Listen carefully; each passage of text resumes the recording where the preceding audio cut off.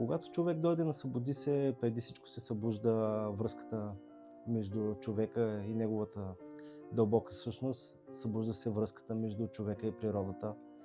Събуждат се едни спомени от детството, когато вероятно сме били на село, където сме прекарвали летата си с любими хора, приятели и сме правили какви ли не, както креативни неща, така и щуротии.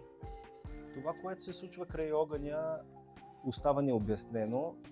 Най-интересното е, че там, бидейки много хора заедно, някои пеят и танцуват, други си общуват и се запознават с нови хора, трети общуват с приятели, а някои просто пребивават в тишина. И в тишината всъщност получават най-много.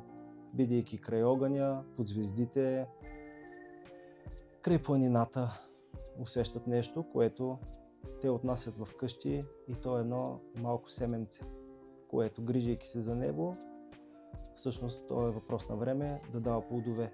И плодовете не са абстрактни, те са чисто и просто човек да бъде по-добра версия на себе си от преди това. Да бъдем заедно е една изключителна възможност, защото ние хората сме социални същества и бидейки заедно с себеподобни, успяваме да се огледаме в тях, тъй като някои хора казват, Вселената е огледална реалност и когато сме с много красиви и приятни хора, всъщност си даваме сметка, че ние самите сме такива.